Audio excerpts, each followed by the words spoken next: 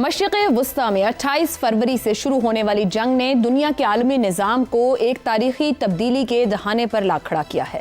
Iran अमरीका जंग महज एक इलाकाई तसादुम नहीं बल्कि जंग दूसरी जंग अजीम के बाद कायम करदा आलमी निज़ाम की बुनियादी साख्त पर बहुत से सवालात खड़े कर रही है। इसने न सिर्फ ताकतों के माबैन तवाज़ुन को बदला है बल्कि आलमी इत्तेहादों, बैनुल-अक़वामी सलामती के तसव्वुर और तवानाई के वसाइल पर इन्हिसार की नौइयत को भी बदल कर रख दिया है। दूसरी जंग अजीम के बाद अमरीका ने एक ऐसा आलमी निज़ाम कायम किया जिसमें इसकी क़यादत मरकज़ी किरदार अदा करती थी।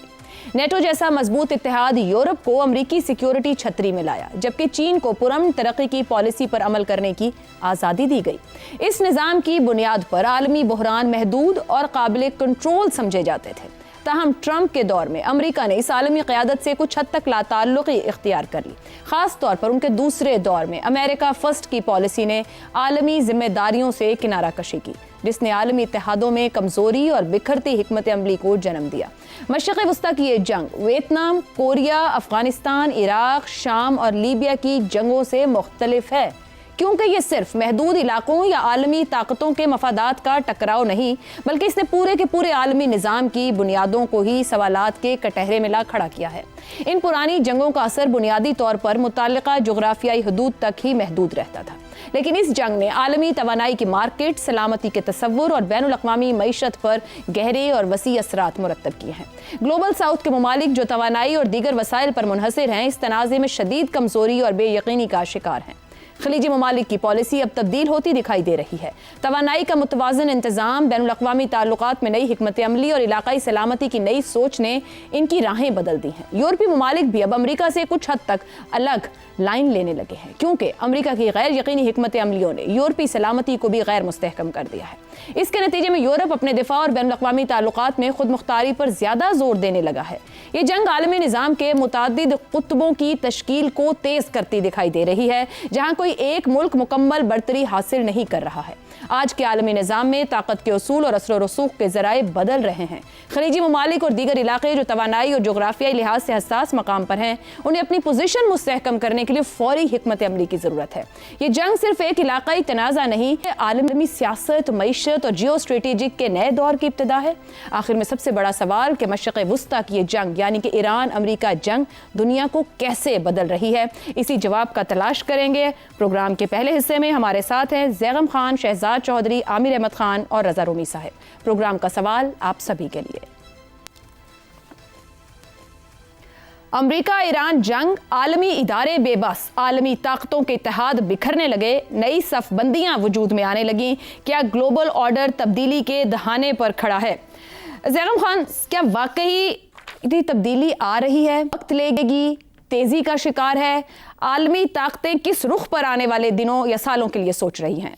दुनिया में तब्दीली का जो अमल है वो तो एक दहाई से शुरू हो चुका था, जब से अमेरिका का यूनिपोलर मोमेंट, यानी वो लम्हा जब अमेरिका दुनिया की सबसे बड़ी ताकत था, इतनी बड़ी ताकत था कि उसके लिए नया लफ्ज़ याद करना पड़ा।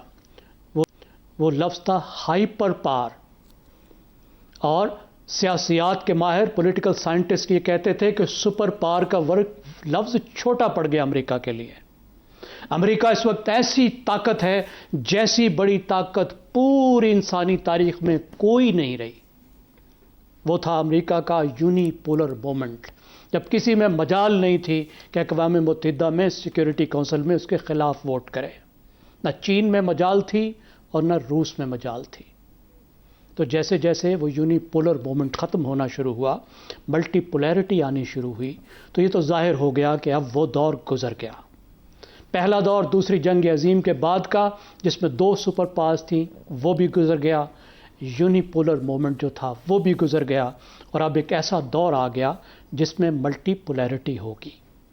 लेकिन ये मल्टीपोलैरिटी कैसे होगी, इसमें अमेरिका का क्या किरदार होगा, दुनिया किन कवानीन के तहत चलेगी, ये सवालात अभी दुनिया पूछ ही रही थी। ये ट्रंप साहब आ गए, उन्होंने कुछ काम किए। एक तो उन्होंने ये किया कि इन्होंने इस पूरे प्रोसेस को तेज़ कर दिया, मल्टीपोलैरिटी के प्रोसेस को।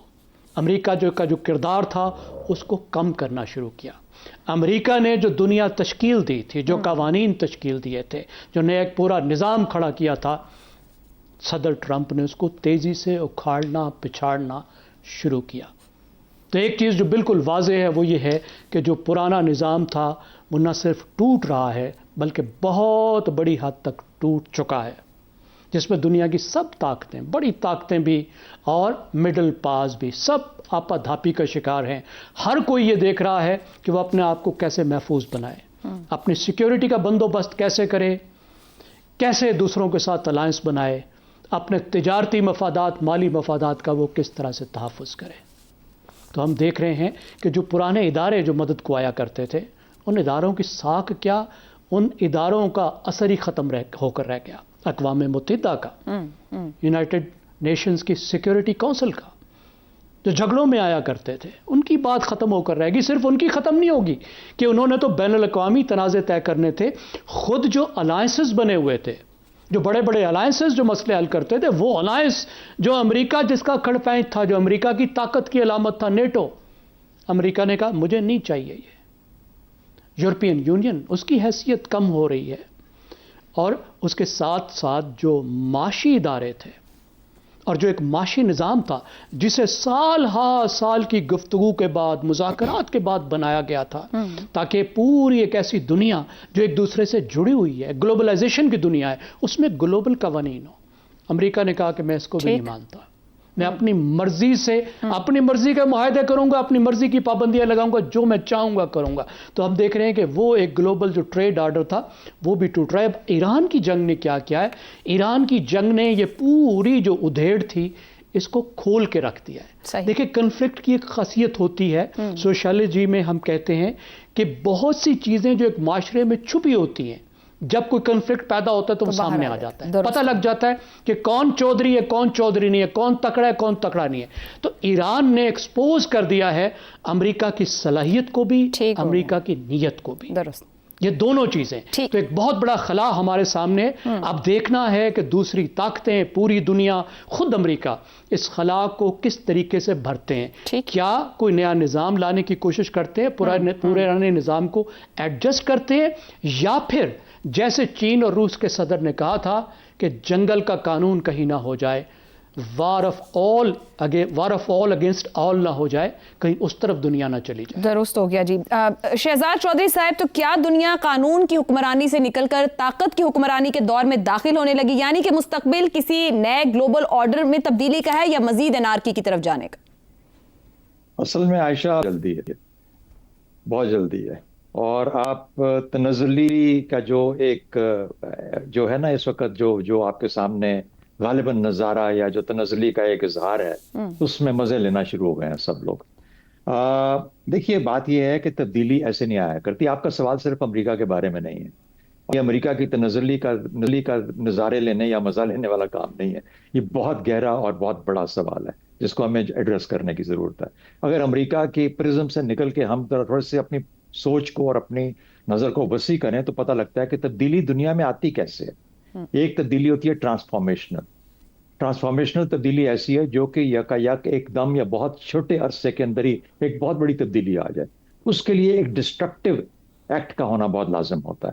ایک ایسا ڈسٹرکٹیو ایکٹ، مثال کے طور پہ دوسری جنگ عظیم کے بعد ایٹم بام گرا، دنیا ہل کے رہ گئی. دنیا کے لیے ایک ایسا ویپن آ گیا جس نے اس کو تقریباً یہ سمجھ آ گیا کہ ہر کوئی ختم ہو سکتا ہے کرۂ ارض سے، اور اب تو یقینی طور پہ ہو سکتا ہے. تو وہ ایک ایسا ایلیمنٹ تھا، ایسا مومنٹ تھا جس کے بعد جو نظام تشکیل ہوا وہ سب لوگوں نے اس کو قبول کیا اور وہ یکایک تبدیلی آئی. دوسری تبدیلی ہوتی ہے ایوولوشنری یا ڈیوولوشنری، یعنی بتدریج تبدیلی، اور انکریمنٹل ہوتی ہے یا ڈیٹریمنٹل ہوتی ہے، لیکن آہستہ. اگر خرابی ہوتی ہے تو بتدریج، اگر اچھائی ہوتی ہے تو بتدریج. انکریمنٹل یا ڈیٹریمنٹ، یہ تبدیلیاں آہستہ آہستہ آتی ہیں. آج آپ جس کے بارے میں فکر مند ہیں ہم سب، یہ ایک بتدریج زوال کی طرف ہم جا رہے ہیں جو ہمیں نظر آ رہا ہے اس وقت، جس کی وجہ سے دنیا پریشان ہے، جس کے اوپر سوال بھی اٹھائے جاتے ہیں کہ کیا بنے گا، کیا ہوگا، اقوام متحدہ کا کیا ہوگا، ٹریڈ کا کیا ہوگا، WTO کی کیا حیثیت ہے. چین اس کے بارے میں بہت پریشان. اب ہوا کیا، پہلی جنگ عظیم کے بعد بھی تبدیلی ہوئی تھی. اس میں بھی ایک طرف بہت بڑا فاتح گروپ تھا، دوسری طرف ہارے ہوئے لوگ تھے. لیکن وہ جو تبدیلی آئی جس کا صرف پولیٹیکل ایک اینگل تھا، وہ زیادہ دیر چل نہیں پائی کیونکہ جلد ہی دوسری جنگ عظیم سٹارٹ ہو گئی. اور جب وہ دوسری جنگ عظیم سٹارٹ ہوئی تو اس کی وجہ یہ تھی کہ پہلی کے پیچھے کوئی معاشی آرڈر نہیں تھا جس نے اس کو سسٹین کیا ہوا تھا. دوسری جنگ عظیم کے بعد جو آیا، جب اس کے نیچے انڈر پننگ ایک معاشی آرڈر کی آ گئی تو سب کے سٹیکس اس میں شامل ہو گئے. سب نے کہا کہ اس نظام کو پکڑ کے رکھنا ہے کیونکہ اسی میں ہماری بھلائی ہے، کیونکہ اسی میں ہمارا فائدہ ہے، اسی میں ہماری معاشی فائدے ہیں. یہ وجہ تھی کہ وہ 80-82 سال تک ابھی تک چل رہا ہے. ایک بات. دوسری بات، ہم ایک بتدریج زوال یا بہتری کی طرف جانے کی اس وقت پوزیشن میں ہیں.